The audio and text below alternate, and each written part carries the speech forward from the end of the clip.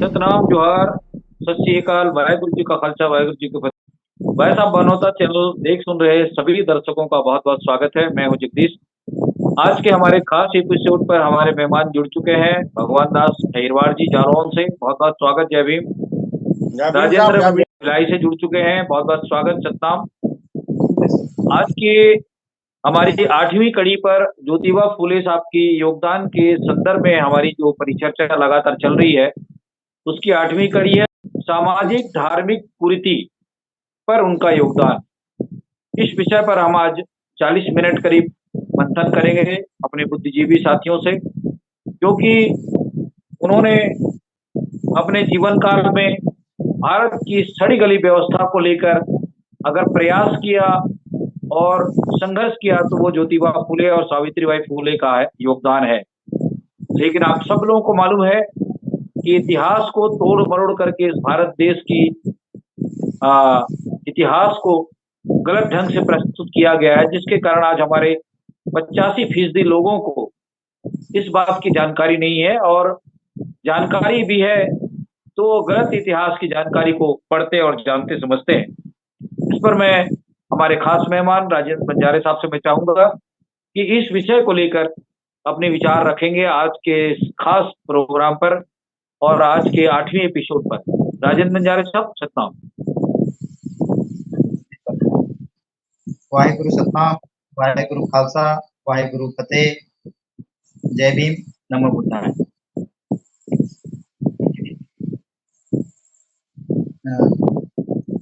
भाई साहब, मानवता चैनल के माध्यम से हमारे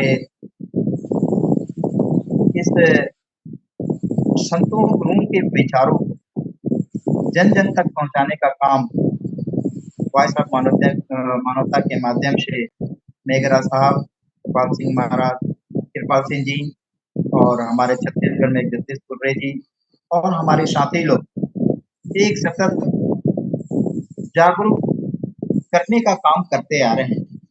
तो सबको मैं इस कड़ी के लिए स्वागत करता हूँ, अभिनंदन करता हूँ। आज का हमारा महात्मा ज्योतिराव फूले जो कि उनकी 8वीं कड़ी है, उस 8वीं कड़ी में भारत की स्थिति, सामाजिक धार्मिक नीतियों के जो खिलाफ, उन नीतियों के विरुद्ध काम किए थे। उस समय इतना विषम परिस्थिति था कि बहुत ही मुश्किल था। 19वीं शताब्दी के दौरान पूरे देश में धार्मिक अंधविश्वास और सामाजिक रूढ़िवाद प्रचलित थी।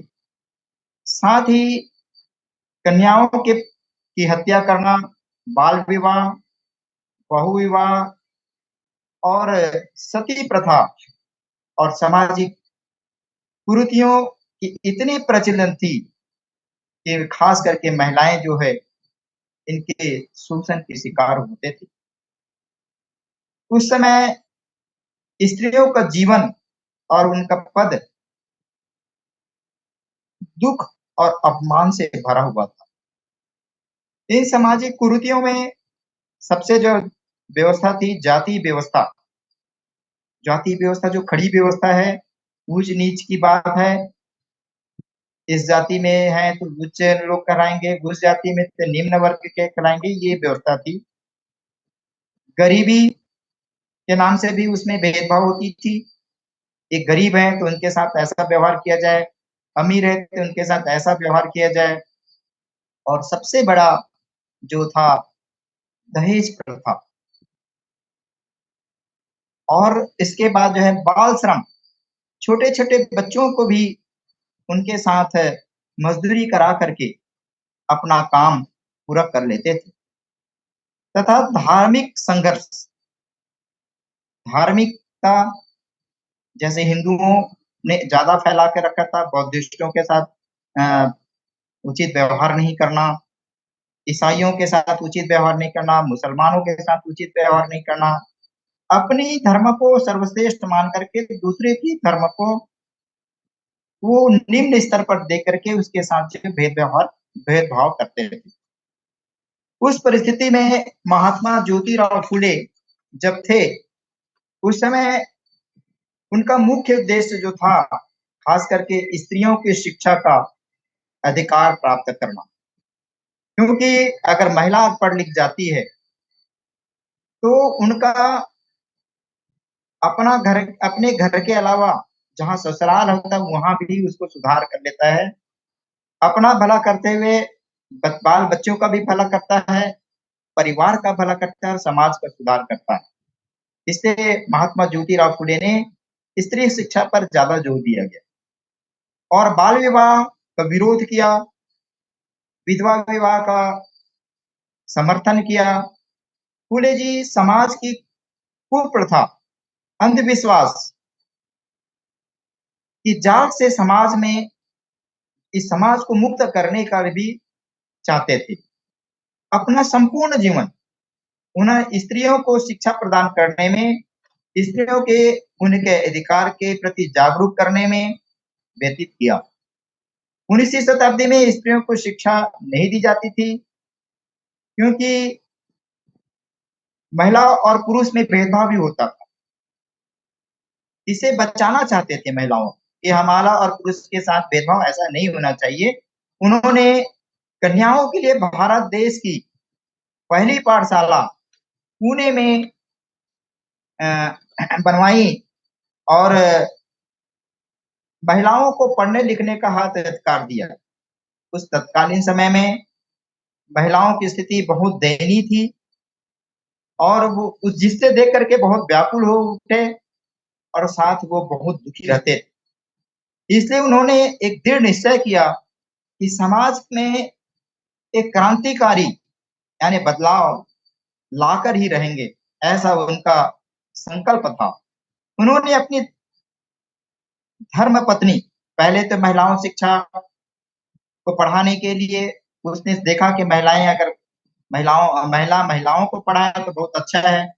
कोई अध्यापिका नहीं मिली, तो अपनी पत्नी को शिक्षित करके उसको अध्यापिका बना करके महिलाओं को पढ़ने लिखने का हक अधिकार दिया गया।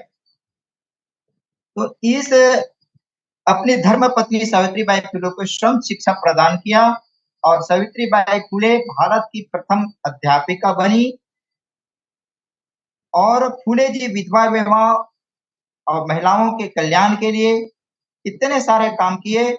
उसके साथ ही साथ किसानों की स्थिति बद से बदतर थी। उनकी हालत को सुधारने के लिए एक कल्याणकारी योजना का भी शुरुआत किया था और इनके प्रयासों से स्त्री की जो मुख्य दशा थी, सुधारने के लिए 1848 में जो पाठशाला खोला गया था, वह काम एक देश की पहला विद्यालय थी। पूरे भारत देश में महिलाओं को पढ़ने लिखने का अधिकार 1848 में मिला, जो महात्मा ज्योतिराव फुले और उनकी पत्नी का बहुत बड़ा योगदान था। तो लड़कियों को पढ़ाने के लिए जब अध्यापक नहीं मिली थी, तो उसको पढ़ाया गया था अपनी पत्नी से। सावित्रीबाई फुले को ही अच्छा योग्य माना और सभी समाज के लोगों को, अपने पिछड़े वर्ग के लोगों को खास करके ध्यान दिया। उसके बाद मुस्लिम ही नहीं, ब्राह्मण की महिलाओं, क्षत्रिय को महिलाओं को भी समानता के साथ पढ़ने लिखने का उस स्कूल में दिया गया।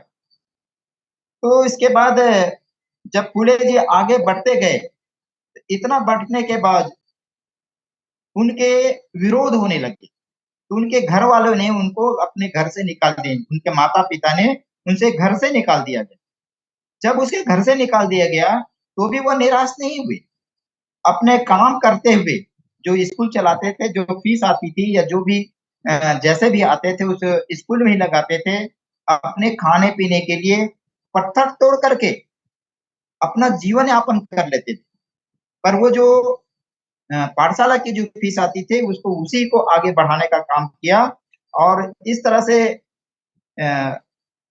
उन्होंने एक स्कूल के माध्यम से लोगों को प्रशिक्षित किया और फुले जी संत महात्माओं कि विचारधारा को पढ़ने के लिए, जानकारी हासिल करने के लिए अनेक पुस्तकों का और उनकी जानकारी भी हासिल करने का काम करते थे। बहुत उनमें रुचि था। इन रुचि के कारण उसे ज्ञान प्राप्त हुआ और उस ज्ञान से उसको एक जानकारी हासिल हुआ कि जब भगवान जिसको बोलते हैं लोग, वो जो है नर नारी के साथ समान व्यवहार करता है, जाति भेद भी नहीं करता है, धार्मिक भेद भी नहीं करता है, तो इस क्षेत्र में कैसा उनका भेदभाव किया जाता है। तो इस तरह से वो संकल्पित होकर के बहुत ही संघर्ष किया और अपना योगदान समाज हित के लिए भरपूर सहयोग किया और करते-करते अपना जीवन इसी में ही निकाल दिए। इतना कहकर मैं अपना वाणी विराम करता हूँ, क्योंकि हमारे और साथी हैं, उनसे भी जानकारी हासिल कर रहा हूँ। जी, वाहिगुरु सतनाम। जी। सतनाम राजेंद्र बंजारे साहब, आपने आज के इस विषय पर टिप्पणी करते हुए, विचार रखते हुए अपनी बातें रखी है बहुत अच्छे ढंग से। मैं भगवान दास अहिरवार साहब से चाहूंगा कि आज के इस विषय पर अपनी विचार रखेंगे। भगवान दास अहिरवार जी, उत्तर प्रदेश जालौन से। बहुत बहुत स्वागत है अहिरवार साहब। जी, जय भीम। सबसे पहले तो मैं आपके चैनल वॉइस ऑफ मानवता को, मेघराज साहब को, आपको एवं अन्य सभी साथियों को, अभी हमारे जो भाई बोल रहे थे, काफी हद तक उन्होंने जो समाज में फैली कुरीतियों के बारे में प्रकाश डाला, महिलाओं के साथ क्या व्यवहार हुआ करता था, हमारे शोषित वंचित दलित। हालांकि महात्मा ज्योतिराव फूले ने एक समाज के लिए नहीं, सर्व समाज की महिलाओं के लिए सब कुछ किया और यहाँ तक कि उन्होंने अपने ही घर में कुआं खुदवा करके, उस समय चूंकि हमारे लोगों के पिछवाड़े पर झाड़ू और गले में हाड़ी लटकाई जाती थी, हमें स्वच्छ पानी पीने के लिए पीने का अधिकार नहीं था, नाली का और गड्ढों का पानी पीना पड़ता था। तब उन्होंने अपने ही घर में कुआं भी खुदवाया था और कुआं खुदवा करके अपने घर से एक घाट से शेर और बकरी को पानी पिलाने का काम महात्मा ज्योतिराव फूले ने किया। इसके अलावा जो समाज में फैली तमाम कुरीतियां, समाज में जो फैली तमाम कुरीतियां, ऊंच नीच का व्यवहार, हमें हिंदू तो कहा जाता है, लेकिन हिंदुओं में 50 जातियां हैं, 400 और कुछ 4000 कुछ जातियां हैं। उन जातियों के माध्यम से किसी से कह दिया जाता है ये वाल्मीकि है, किसी से कह दिया जाता बरार है, किसी से धोबी, किसी को चमार, किसी को नाई, किसी को कुछ, किसी को कुछ। और हमारे जाति धर्म के नाम पर इस तरीके से हमें बांट दिया जाता है कि हमारे ना तो रोटी और बेटी के, और ना ही हम साथ में अगल बगल बैठ करके अपनी बात एक दूसरे से जब कह नहीं पाते तो हमारे विचार भी नहीं मिल पाते हैं। ये सबसे बड़ी सामाजिक कुरीति है जो आज भी समाज के अंदर व्याप्त है। दूसरी बात, सोचने की बहुत बड़ी बात यह है कि हमसे बुद्धिजीवी एक तख्ता है जो हमसे गोबर के गणेश जी बना करके उनमें प्राण डाल करके और उनपे हमसे उनके पैर छुड़वाए जाते हैं, हमसे पैसा लिया चढ़वाया जाता है।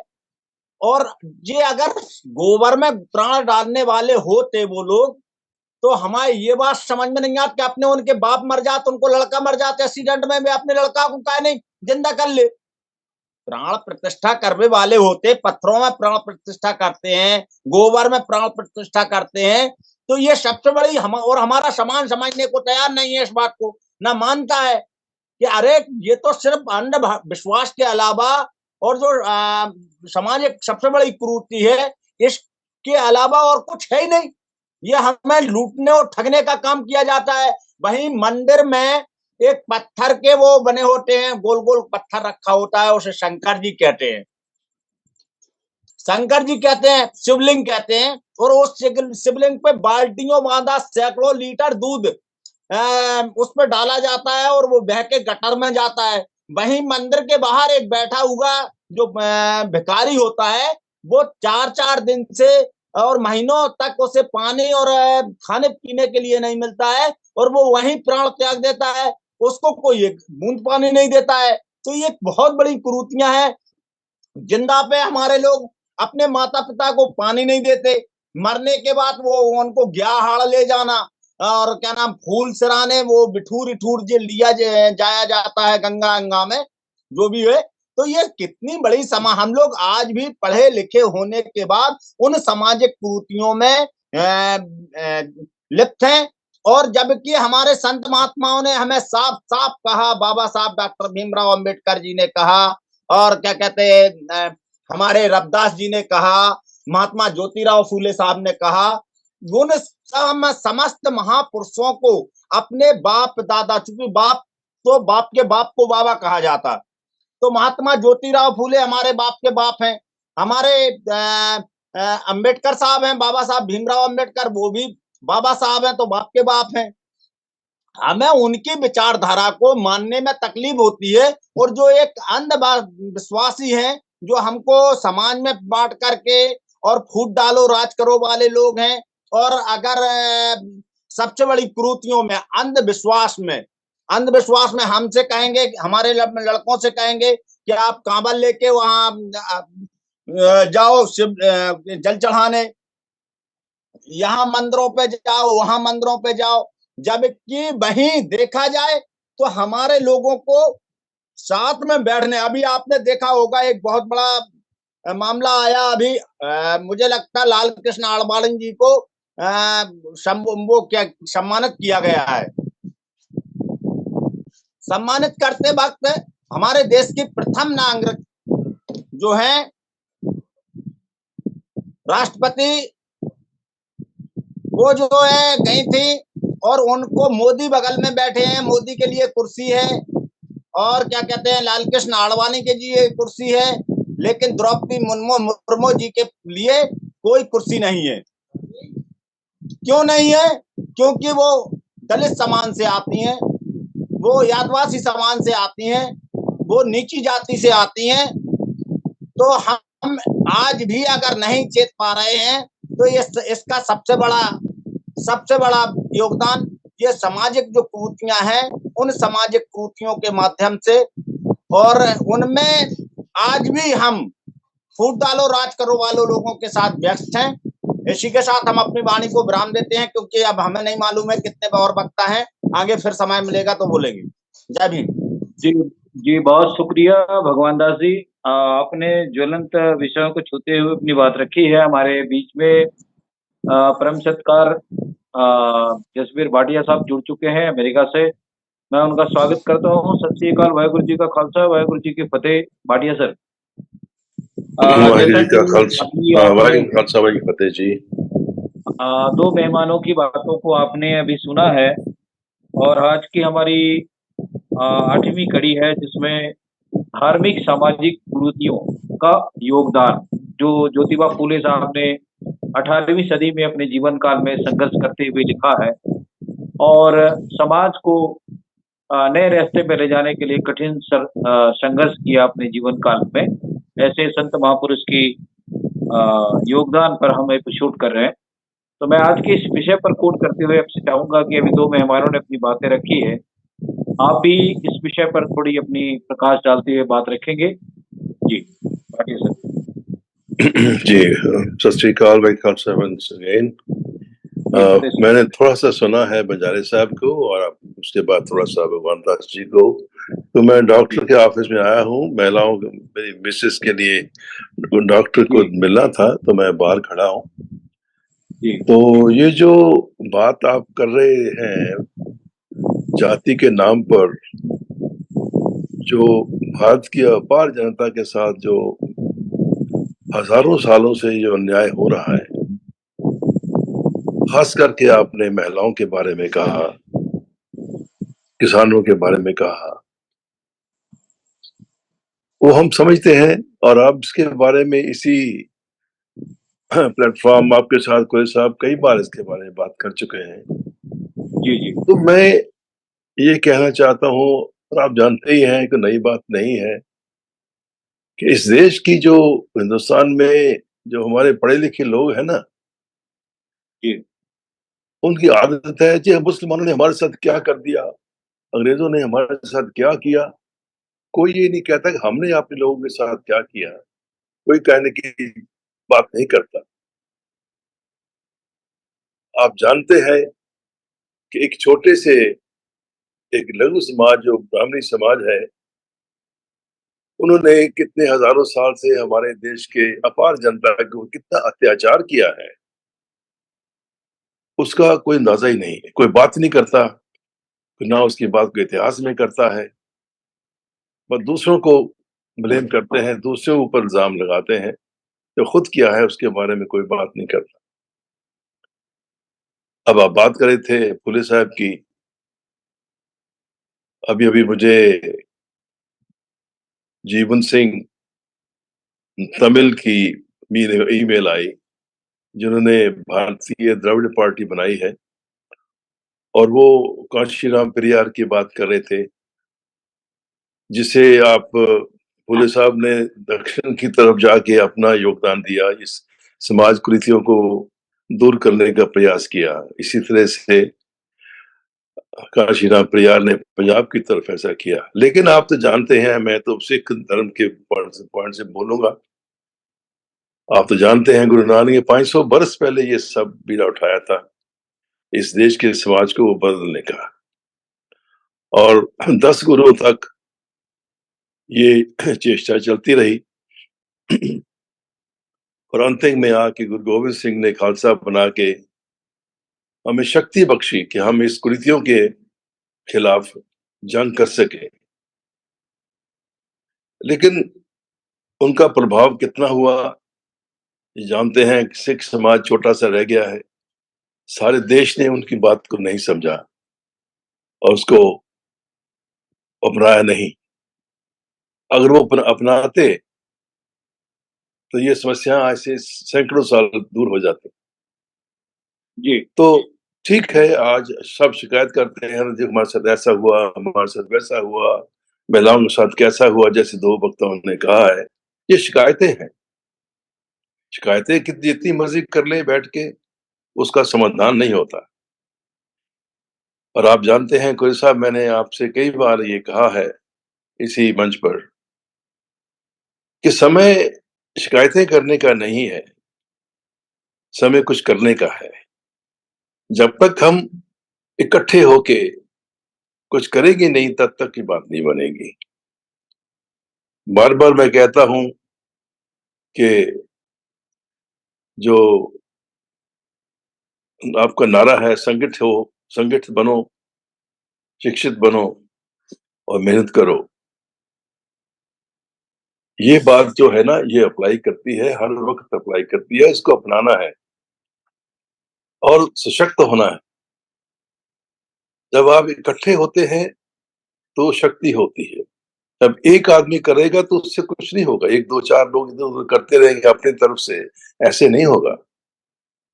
मैंने आपसे कई बार सजेस्ट किया है कि आप एक संगठन बनाएं अपने बच्चों को शिक्षित करने के लिए, बच्चियों को, बेटियों को शिक्षित करने के लिए। लेकिन उसकी तरफ तो कोई बोलता नहीं कि हमने ये काम किया है, हमने ये किया, हमने वो संगठन बनाया है। इसके बारे में कोई बात नहीं करता। शिकायतें करते हैं, हाँ ये किया, वो किया, महिलाओं की हालत खराब। हम जानते हैं सब बात। उसको बार-बार करने से तो कोई समाधान नहीं होगा ना। समाधान होगा हमें कुछ करने के लिए। और एक ही तरीका है, अम्बेडकर साहब ने कहा है, संगठित हो। जब तक संगठन नहीं होगा, आप सब मिलके कुछ काम नहीं करेंगे, तब नहीं होगा।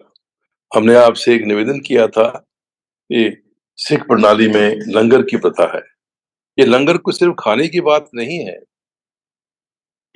ये समाज को इकट्ठा करने की बात है। और तभी होगा जब सब धर्मों के लोग, सब जातियों के लोग, जो अपने आप को छोटी जाति कहते हैं, पहले अपने आप कहना, छोटा कहना छोड़ दीजिए। ये शब्द आपकी शब्दावली में नहीं, होने ही नहीं चाहिए। हम सब द्राविड़ हैं, सब देश के वासी हैं, इसलिए आपको अपने आप को जाति के नाम से कहना ही गलत है। तो हर आदमी अपने घर से चाहे एक छोटी एक मुट्ठी दाना लेके आए, कोई चावल लेके आए, कोई दाल लेके आए, कोई आटा लेके आए। जब वो उसमें अपना योगदान देगा और सब बना के खाना इकट्ठा बैठ के खाएँगे, तो ये भेदभाव दूर होंगे। इसीलिए गुरु नानक ने ये शुरू किया था आज से 500 बरस पहले। तो कहीं कोई सोचता नहीं था ये आप कौन-सी जात से हैं, कौन-सी बातें हैं, सब ज़मीन पे बैठ के मिलके खाते थे। तो ये जो लंगर की प्रथा है, एक तरीका है मैं कह रहा हूँ, ये नहीं कि एक ही तरीका है, एक तरीका आपसे बात हुई है, डॉक्टर कृपाल सिंह भी इसके बात करते थे। सो बात सिर्फ इतनी है कि आप कोई ना कोई संगठन बनाइए, बच्चों की शिक्षा के लिए, बेटियों की शिक्षा के लिए और दूसरी बात जो संविधान ने आपको वोट देने की शक्ति दी है, उसका ठीक इस्तेमाल करिए। या आपके नेता लोग आते हैं, झूठी कहानियाँ बना के, झूठे वादे करके चले जाते हैं और फिर ये पुलिस के पीछे अपना राज करते हैं। पुलिस इनके पीछे दुम दबा के चल फिरती रहती है लोगों के पीछे। वही पुलिस जो उसका काम है जनता की रक्षा करना और जनता के ऊपर अत्याचार करते हैं। तो इन बातों को ध्यान में रख के हमें कुछ करना है भाई, खाली बातों से कुछ नहीं होगा।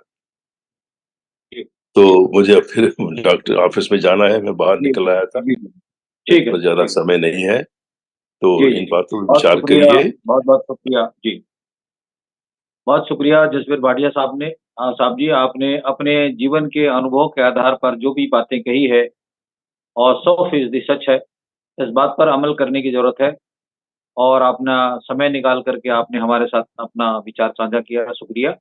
मैं दोबारा फिर से राजीव बंजारे साहब से आग्रह करूँगा कि इस विषय पर जो कोट करते हुए जसवीर भाटिया साहब ने कम शब्दों में बहुत सटीक बातें कही है, ये जनमानस के लिए, आम जन के लिए महत्वपूर्ण है और जब तक बाबा साहब की जो स्लोगन है, शिक्षित बनो, संगठित रहो, संघर्ष करो, इस पर अगर अमल करके अगर नहीं रहेंगे, तो जो 90% 85% मूल निवासियों की जो हम बात करते हैं भारत की, तो ये 15% के लोग हमारे साथ ऐसे ही अन्याय, अत्याचार, जुल्म करते रहेंगे। तो मैं चाहूँगा दोबारा फिर से अपनी बात रखें आज के इस विषय पर, जी सर। बंजारे सर। अ, भारत देश में सामाजिक, धार्मिक नीतियों के कारण, गलत कुरीति के कारण हमारा देश बहुत ही पीछे चला गया। इसका मुख्य कारण है जिसमें बहुसंख्यक लोग थे, वो बहुसंख्यक लोग को उनका हक अधिकार नहीं मिल पाया। खास करके बाबा साहेब ने हमें जो हक अधिकार दिया, उसका मुख्य उद्देश्य था शिक्षा। बाबा साहेब ने पूरे देश को अकेले इस व्यवस्था को सुधारने के लिए अंग्रेजों से इतनी हक अधिकार की लड़ाई लेकर के हमें यहाँ तक पहुँचाया है। उसका मुख्य उद्देश्य था शिक्षा। इसी तरह से हमारे देश में संतों, गुरुओं, महात्माओं का विचारधारा था। इन संत, गुरुओं, महात्माओं की विचारधारा बहुत ही क्रांतिकारी था। उस क्रांतिकारी को भक्ति के मार्ग में ला करके उनकी विचारधारा को नेस्तनाबूद या खत्म करने की कोशिश किया। जैसे सबसे पहले जो सत्य की खोज जो किया था महात्मा बुद्ध ने, महात्मा बुद्ध को इस स्थिति में लाके खड़ा कर दिया। जब महात्मा बुद्ध एक संघ बनाया था, उस संघ में भिक्षुओं को प्रवजित करने का काम किया। तो सबसे पहले उनके लोग जो थे ब्राह्मणी व्यवस्था के खिलाफ थे, तो बाद में कुछ उनको लगने लगा इनमें हम सुधार कर लेंगे, तो उसमें भी भिक्षुओं की व्यवस्था की गई। वह भिक्षु महात्मा बुद्ध के नहीं होने के बाद उसकी जो बुद्ध धर्म बुद्ध धर्म को गलत दिशाओं में ले जाकर के उसको नष्ट करने का काम किया। उनकी जो विचारधारा की जो थी उसको नष्ट करने का काम किया और इस नष्ट होते होते इसी तरह से कबीर साहब ने उसके बाद कार्यक्रम किया। कबीर साहब के बाद हमारे गुरु रविदास ने भी बहुत अच्छा काम किया था, जो गरीबों, मुस्लिमों के हक अधिकार को संघर्ष तक पहुंचाने का काम किया, उनको भी भक्ति मार्ग में ला करके खड़ा कर दिया। तो कबीर साहब और गुरु नानक दास जी के और गुरु रविदास जी के विचारों को अपने विचारों में समाहित कर एक ग्रंथ की व्यवस्था किया था, जो हम गुरु ग्रंथ साहिब के नाम से जाने जाता है। गुरु नानक साहिब ने तो इतने अच्छे विचार थे उनके। कबीर साहब ने एक संगत की व्यवस्था की थी, गुरु नानक साहब ने पंगत की व्यवस्था कर दी, साथ में मिलजुल कर रहने की व्यवस्था कर दी, खाने की व्यवस्था कर दी। जब वो खाने की व्यवस्था कर दी तो सबको समानता का अधिकार प्राप्त हुआ। उसने देखा 10 गुरु होने के बाद, 9वें गुरु होने के बाद उनकी व्यवस्था में एक तरफा चले जा रहा था, भेदभाव फिर से आना चालू हो गया था। तो उसने फिर गुरु ग्रंथ साहिब की व्यवस्था किया। तो इसी तरह से छत्तीसगढ़ में गुरु घासीदास जी ने एक बहुत महत्वपूर्ण काम किया। जैसे कबीर साहब ने संगत की व्यवस्था किया, तो यहाँ पे गुरु नानक साहब ने पंगत की व्यवस्था किया। तो गुरु घासीदास जी ने कोशिश किया कि अंगत की व्यवस्था हो जाए, और अंगत की व्यवस्था होने के कारण उसमें सामाजिक जो कुरीतियां हैं उसको दूर कर सके।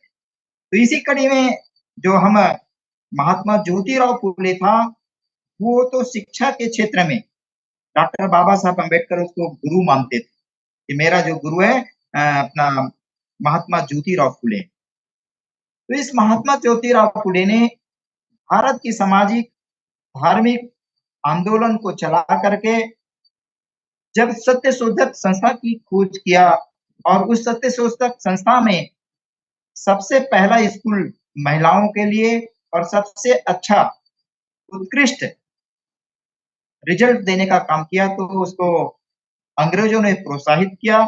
इस प्रोत्साहन को देख करके जो भारत देश के लोग जो है, जो कुव्यवस्था के खिलाफ थे, उनको रास नहीं आया और उनके विरुद्ध एक पैरेलल संस्था चलाने का काम किया।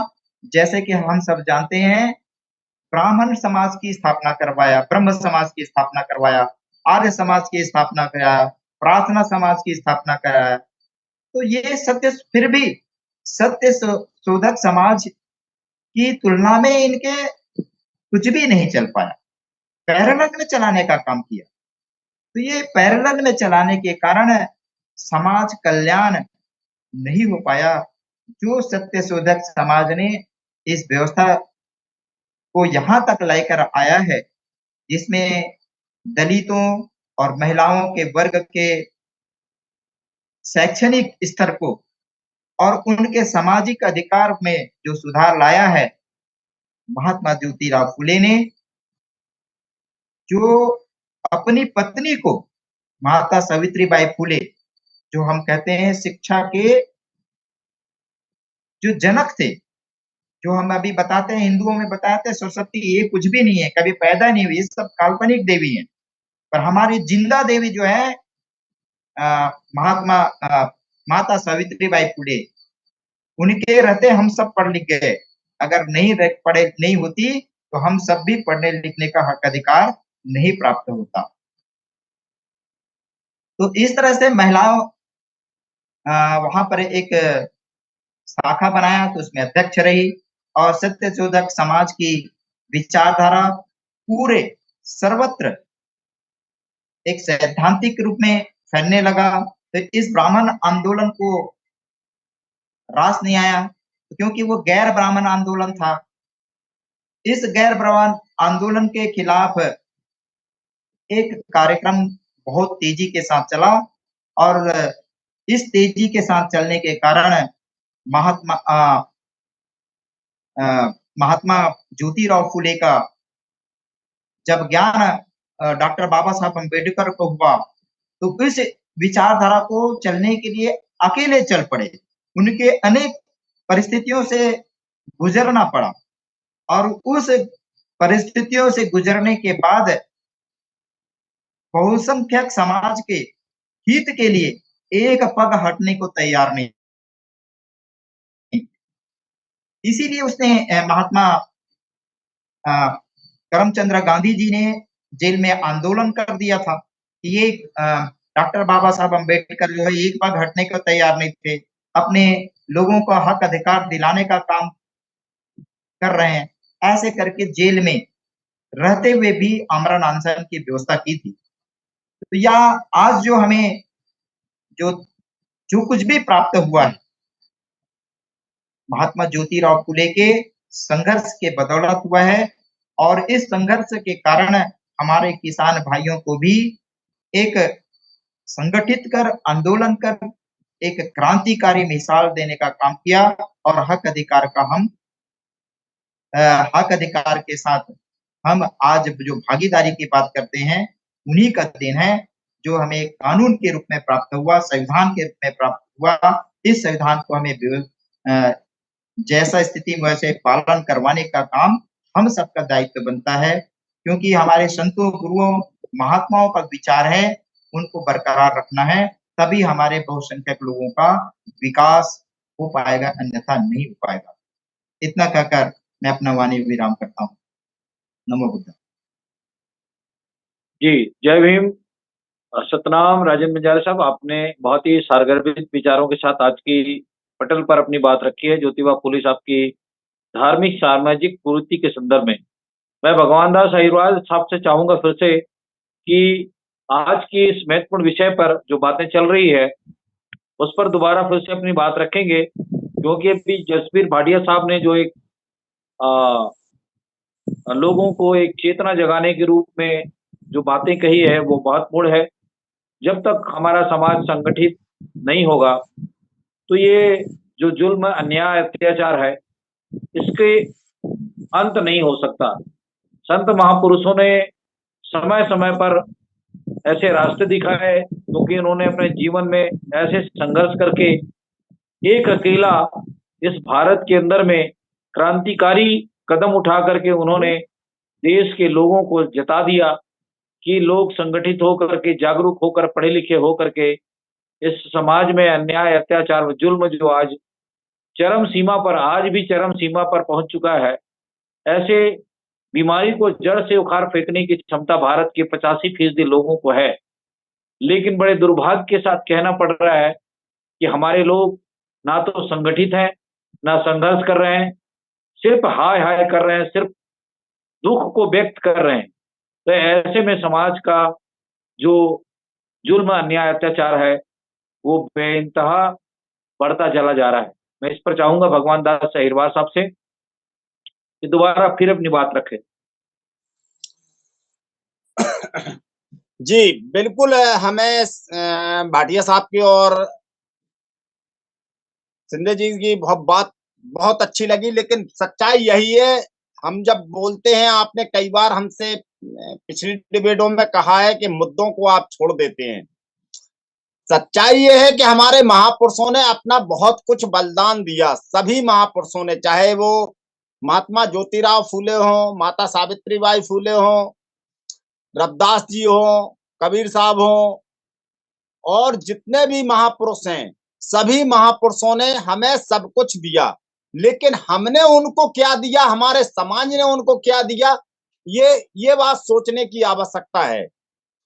जब बाबा साहब चुनाव लड़े तो हमारे समाज ने क्या किया उनके साथ कि उनके यहाँ झाड़ू पोंछा लगाने वाला व्यक्ति उनके सामने चुनाव जीत जाता है और बाबा साहब चुनाव हार जाते हैं।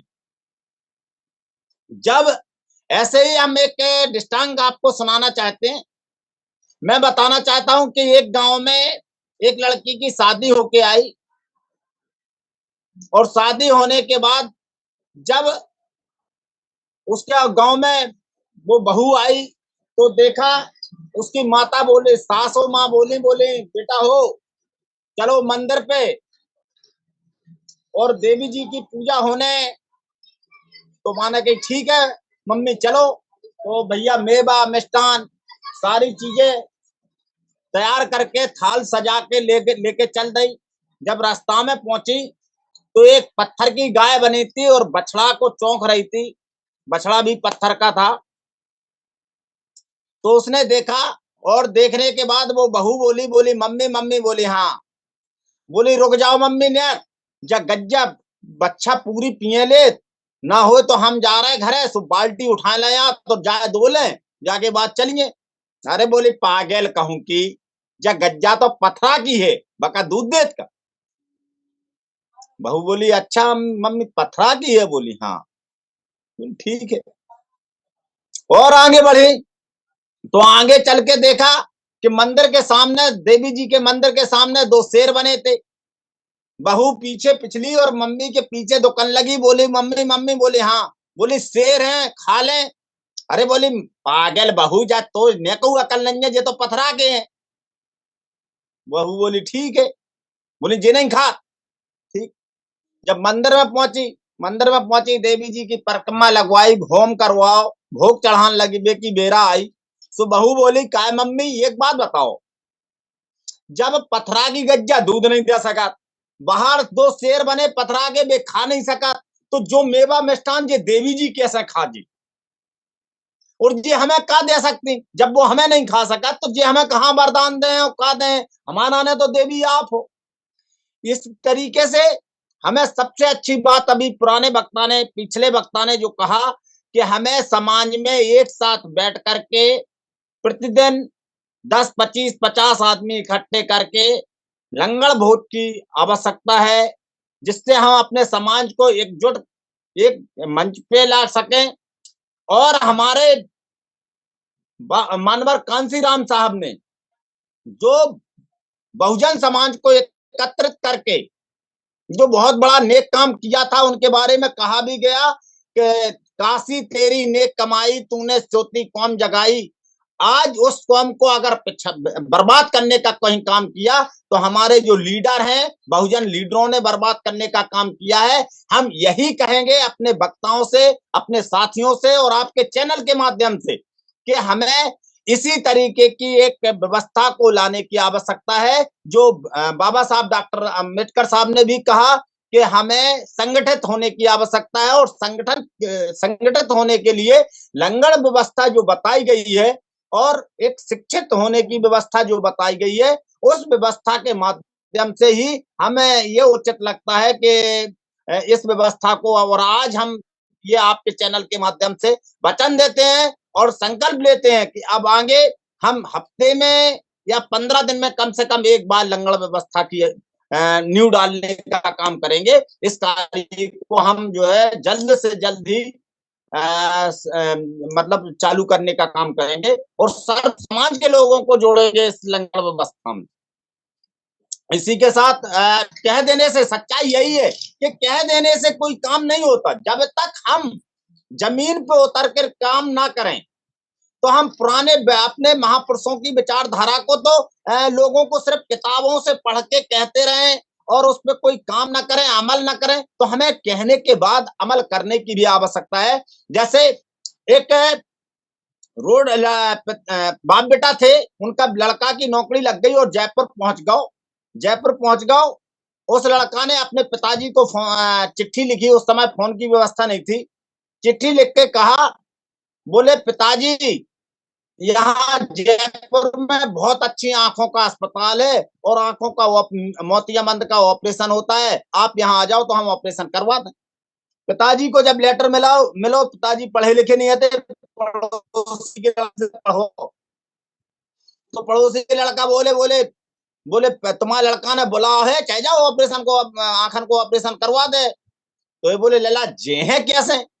अरे बोले वो तो चले जाओ बगल के स्टेशन पे, तो स्टेशन पे बैठ जाइयो, टिकट ले लियो और बैठ जाइयो, गाड़ी ट्रेन आवे तो ट्रेन में बैठ जाइयो। बोले ठीक है। तो पिताजी जो सुबह तैयार हुए और तैयार होकर स्टेशन पहुंचे। स्टेशन पहुंचने के बाद टिकट ले लाओ, टिकट लेके बैठे, अब ट्रेन को इंतजार कर रहे थे। एक सज्जन मिले, बोले काय बेटा ट्रेन कितनी देर में आए? अरे बोले बाप दादा ट्रेन आ रही हो, करिया करिया आए। बोले होत कैसी बेटा? अरे बोले ट्रेन करिया करिया होत है और धुआं निकलत। तो बोले ठीक है। दादा बैठे आते, टीटी उते से चलवा रहा हो तो करिया कोट पहने तो सिगरेट मुंह में दाबे, चलवा रहा हो तो टीटी को जैसे ही देखो दादा ने समझी यही ट्रेन आ रही। तो दादा ने बाकी पिछाई से चढ़ गए, बाकी ऊपर कन्हैया लदन लगे। अरे टीटी बोलो कहा है तुम पागल हो का? अरे बोले का है बेटा, हम तो टिकट लाए, कौन हम विदाउट है? हम टिकट लाए, बोले विदाउट नहीं है, हम तो हमें जयपुर जाना है, जयपुर लेके चलना पड़। अरे तो बोले ट्रेन तो आ जान दो, बोले क्या तुम ट्रेन नहीं है? तो जब जी ने आम नहीं खाओ भाई, आम को स्वाद मालूम नहीं हो सका। हमें काम करने की आवश्यकता है, बातें करने से ज्यादा अगर हम काम भी साथ साथ में करें तो हमें लगता है कि हमारी महापुरुषों की विचारधारा को आगे भी बढ़ाया जा सकता है और हमारे समाज का भी सुधार हो सकता है। बातें करने के से ही समाज का सुधार नहीं हो सकता। मैं हाल का अगर समय हो तो हम एक पॉइंट और रखना चाहते। मैंने सर्दियों में ठंड से बचने के लिए विकलांग और वृद्ध और विधवाओं को कंबल बांटने का काम किया था। इस जनपद में हमें 4 परिवार ऐसे मिले थे जिनके पास पन्नी डाल के अपने परिवार को गुजर बसर करने का वो नहीं था व्यवस्थाएं। तो मैंने ऐसे परिवार के लोगों से वचनबद्ध हुआ था कि मैं आपको आवास बनवा के दूंगा। अब उन परिवार में 3 परिवार ऐसे हैं जिनके यहाँ अभी 10, 15, 20 दिन बाद शादी है। तो हमने, क्योंकि अब आचार संहिता लगी है तो आवास तो स्वीकृत हो नहीं सकते, हमने भट्टे वालों से कुछ से हाथ पांव जोड़े और हमने कहा भैया अपने मूल जो पैसा खर्च हुआ है आपका, उस पे आप जो है हमें 4 गाड़ी ईटा की दे दो। तो वो देने को तैयार हो गए। अब ईटा की गाड़ियां हमने अपने पैसे से ली। इसके बाद हम खनन अधिकारी और जिले के अधिकारियों से मिले, अनुरोध किया कि भैया हमें 1-2 ठेला मोरम दे दो। तो अच्छे अधिकारी हैं, क्योंकि सर्व समाज में अच्छे लोग होते हैं, तो अधिकारियों ने भी हमारा सहयोग करने के लिए कहा कि ठीक है भैया हम तुम्हें गाड़ियां दे देंगे, लेकिन आप गाड़ियों की व्यवस्था कर लो, मोरम जहां से ले जाना हो ले जाइयो, हम भरवा दें। कुछ अधिकारियों ने हमें आश्वासन दिया, एसडीएम वगैरह ने। जिला अधिकारी भी यहाँ के जनपद जालौन के अच्छे हैं, तो उन्होंने हमें आश्वासन दिया। जब आश्वासन देने के बाद हम पहुंचे ट्रक वालों ने, तो ट्रक वाले बोले भैया हम तो बहुत ज्यादा परेशान हैं। एक बबलू यादव हैं, बोले हमने भैया समाज सेवक है और हमने भैया अभी यज्ञ करवाया, फला है, अब तो हम उधरे बैठे। तो हमने कहा यार यज्ञ करवाने से क्या मिल गया, आपने धर्म किया यज्ञ करके। अरे गरीब लोगों की अगर सेवा करो, जब हमने अपनी बात बताई उनको, यही बातें बताई कि मतलब गरीब एक मंदिर के सामने, मंदिर पे तो आदमी करोड़ों लीटर तेल और दूध और मेवा मिष्ठान चढ़ा देता है, लेकिन वहीं मंदिर के बाहर बैठे भूखे नंगे लोगों को कोई ना तो वस्त्र देता और ना ही कोई पानी दे सकता है, और वो प्राण त्याग देते हैं। तो उनके समझ में आई, हालांकि उन्होंने भी हमें आश्वासन दिया कि हम आपकी मदद करेंगे और गाड़ी दे देंगे। इसी के साथ हम अपनी वाणी को विराम देते हैं। शायद मुझे लगता है ज्यादा समय ले लिया हमने। जय भीम, नमो बुद्धाय। जी, अरे भगवान दास जी, आपने बहुत सार्थक पहल की शुरुआत की, बहुत बहुत शुक्रिया। और आज के परिचर्चा का हमारा समय भी कंप्लीट हो चुका है। मैं संक्षिप्त में राजेंद्र बंजारे साहब से चाहूंगा कि जो ज्योतिबा फुले साहब की जो संघर्ष का योगदान है, उसको एक एक बिंदुओं पर हमारी जो परिचर्चा है वो एक जागरूक लोगों को समाज में जागरूकता करने की हमारी एक कोशिश है। और ऐसे मंच पर हम उनके विचारों को एक एक बिंदुओं पर विस्तार के माध्यम से जब तक चर्चा नहीं करेंगे, क्योंकि आज के समय में सोशल मीडिया ही एक साधन है जो करोड़ों करोड़ों लोगों तक अपने विचार और संदेश को हम दे सकते हैं। क्योंकि आपको सब लोगों को मालूम है कि मेन स्ट्रीम की मीडिया संत महापुरुषों के विचारधाराओं को पहुंचाने की कोई ना तो पहल करती है, ना ही उनके बारे में चर्चा करने की कोशिश करते हैं। हमारी जो मीडिया है, बहुजन मीडिया है, ये संकल्प है कि संत महापुरुषों के विचारधाराओं को हम जन जन तक लेके जाएंगे। तो आज के परिप्रेक्ष्य में जो हमारी 8वीं कड़ी है, वो काफी विस्तार से बातें हो चुकी है, हमारे सभी मेहमानों ने अपनी बातें रखी है।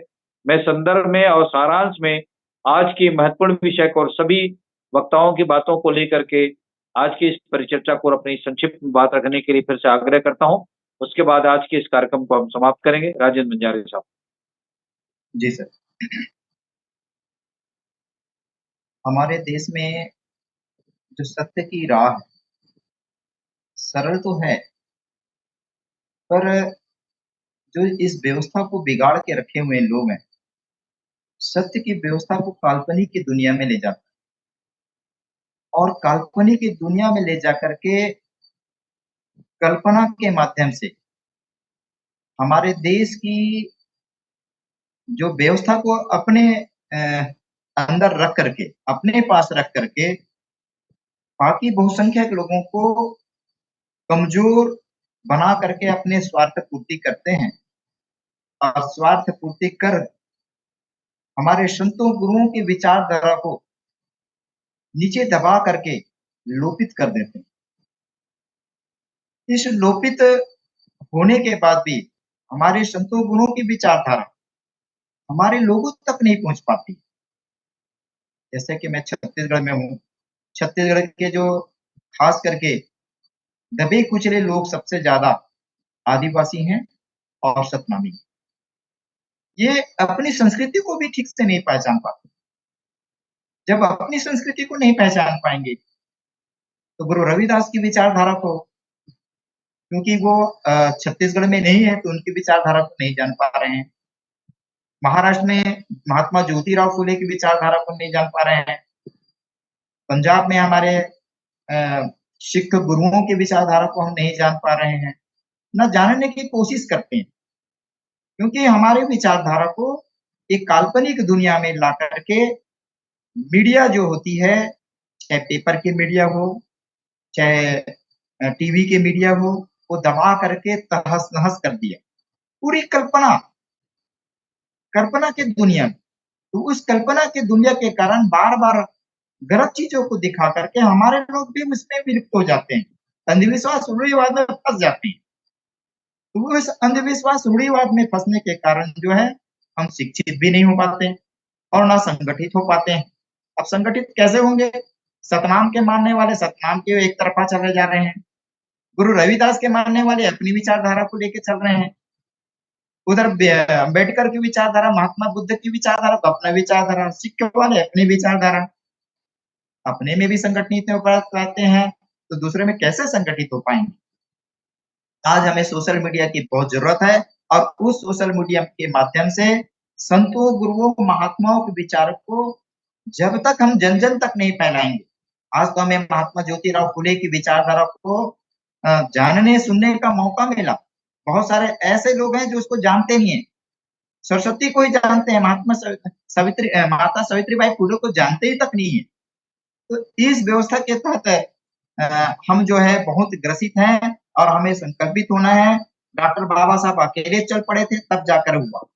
हम बोले कि नहीं, हम संगठित करेंगे नहीं। हमारे में एक ऐसे जागृति लानी पड़ेगी, जैसे बाबा साहब अकेले चल पाए, महात्मा ज्योतिराव अकेले चल पाए, गुरु नानक साहब ने अकेले चल पाए, कबीर साहब अकेले चल पाए, गुरु रविदास अकेले चल पाए।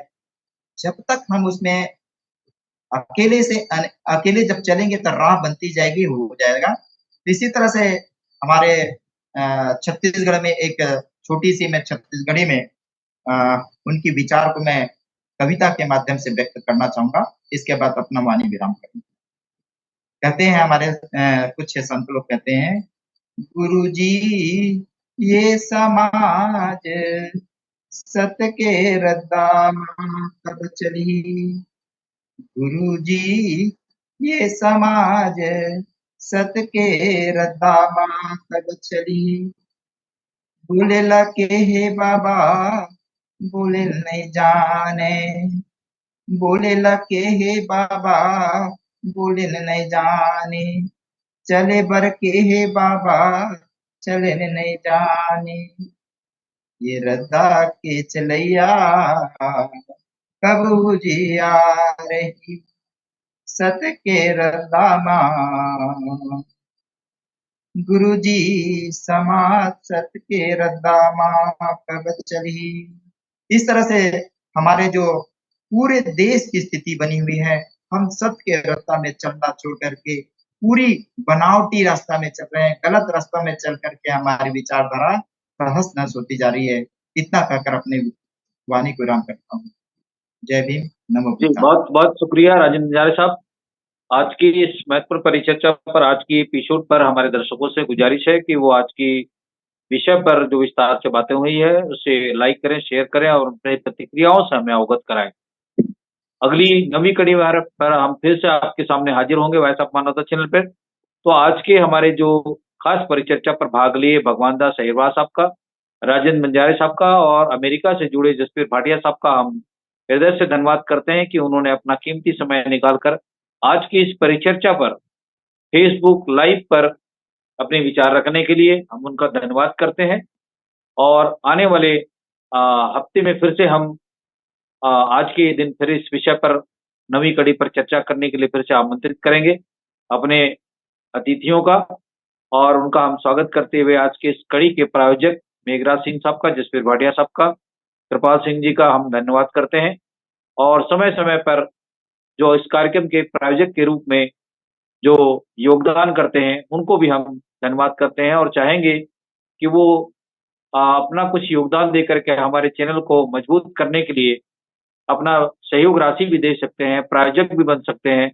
उनको हम आज के इस कार्यक्रम में या आने वाली कड़ी में योगदान देने वालों को हम उसका प्रायोजक के रूप में नाम ऐड के रूप में ले सकते हैं। तो ऐसे जो लोग हैं उनसे भी हम गुजारिश करेंगे कि वॉइस ऑफ मानवता चैनल को सपोर्ट करने के लिए उसे लाइक करें, शेयर करें और अपना योगदान भी दें। बहुत बहुत शुक्रिया। जय भीम, नमो बुद्धाय, वाहेगुरु जी का खालसा, वाहेगुरु जी की फतेह। आप सभी मेहमानों का शुक्रिया, धन्यवाद।